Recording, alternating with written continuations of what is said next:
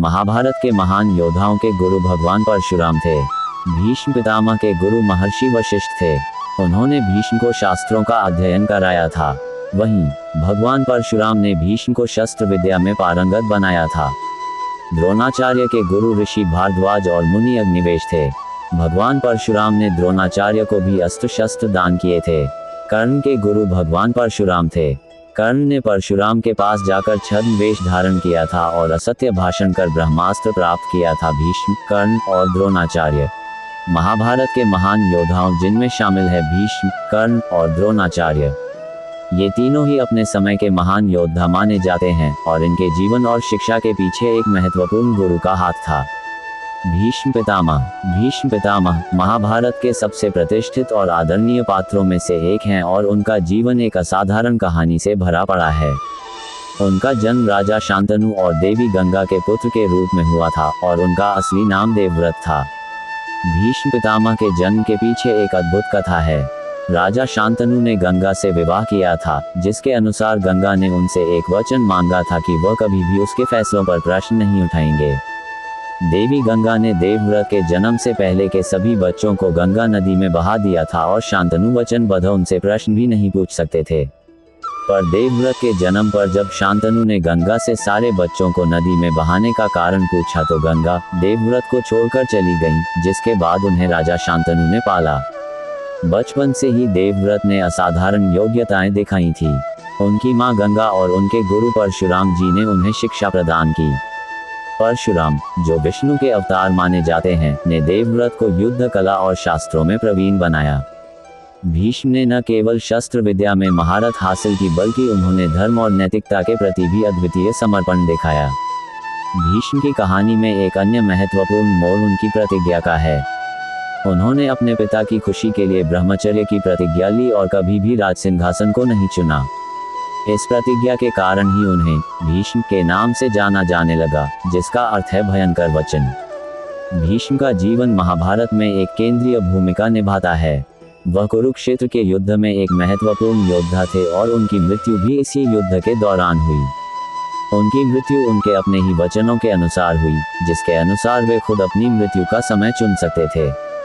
भीष्म पितामह का चरित्र अत्यंत प्रेरणादायक है और यह धर्म, कर्तव्य, साहस और आदर्शों का एक जीवंत उदाहरण प्रस्तुत करता है। उनकी गाथा आज भी कई लोगों के लिए प्रेरणा का स्रोत बनी हुई है। कर्ण, महाभारत के एक अन्य महान योद्धा। कर्ण का जीवन भी असाधारण और दुखद कथाओं से भरा पड़ा है।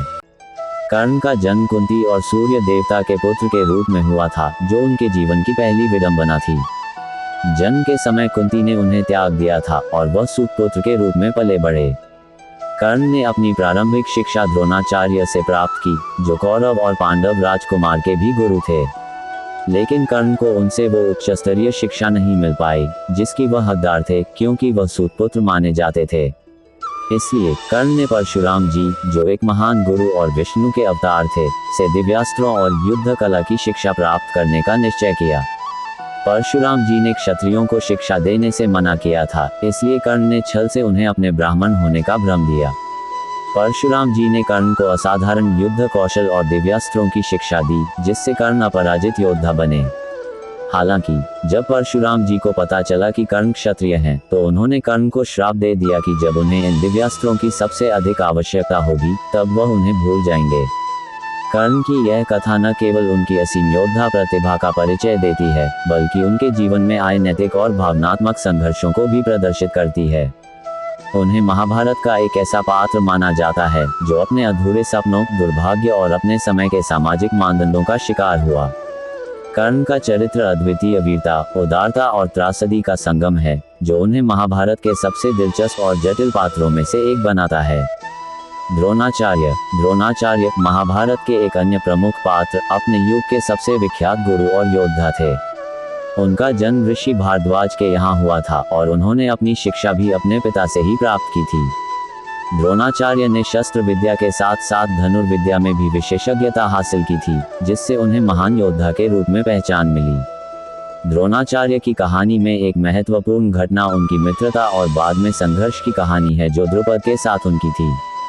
द्रुपद से अपने बचपन में किए गए एक वादे के अनुसार उन्होंने अपने पुत्र अर्जुन के लिए अश्वमेध यज्ञ का घोड़ा मांगा, जिसे द्रुपद ने अस्वीकार कर दिया। इस घटना ने द्रोणाचार्य को कुरु राजकुमार को शिक्षा देने के लिए हस्तिनापुर ले जाने के लिए प्रेरित किया। द्रोणाचार्य कौरव और पांडव राजकुमार के गुरु बने और उन्होंने उन्हें विभिन्न युद्ध कलाओं में प्रशिक्षित किया। उनका सबसे प्रिय शिष्य अर्जुन था, जिसे उन्होंने धनुर्विद्या में सर्वश्रेष्ठ बनाने का वचन दिया था। द्रोणाचार्य के शिक्षण का असर इतना गहरा था कि उनके शिष्यों ने महाभारत के युद्ध में महत्वपूर्ण भूमिकाएं निभाईं। द्रोणाचार्य की शिक्षा की नींव उनके पिता महर्षि भारद्वाज ने रखी थी, जिन्होंने उन्हें विद्या के प्रारंभिक तत्वों से परिचित कराया। बचपन में ही अग्निवेश मुनि ने द्रोण को आग्नेय अस्त्र की विधि सिखाई थी, जिससे उनकी युद्ध कौशल में महारत आरंभ हो गई थी। द्रोणाचार्य ने अपनी विद्या का विस्तार परशुराम जी से धनुर्वेद और नीतिशास्त्र के गहन अध्ययन से किया, जिसने उन्हें एक परिपूर्ण योद्धा और विद्वान बनाया। द्रोणाचार्य का चरित्र न केवल उनके युद्ध कौशल के लिए प्रसिद्ध है, बल्कि उनकी विद्वता और शिक्षण क्षमता के लिए भी जाना जाता है। वे अपने शिष्यों के प्रति सख्त लेकिन न्यायप्रिय गुरु थे। हालांकि उनका अंत कुरुक्षेत्र के युद्ध में हुआ, जहां उन्होंने कौरवों की सेना का नेतृत्व किया और धर्म के प्रति उनके द्वंद्व ने उनकी मृत्यु को अधिक त्रासदीपूर्ण बना दिया। इस प्रकार द्रोणाचार्य का चरित्र महाभारत के सबसे जटिल और परतदार पात्रों में से एक है, जो उनकी विद्वता, युद्ध कौशल और नैतिक द्वंद्वों को प्रदर्शित करता है। मेरी यह जानकारी आपको अच्छी लगी हो तो मेरे चैनल को सब्सक्राइब करें, वीडियो को लाइक करें और कमेंट करें। धन्यवाद। राधे राधे।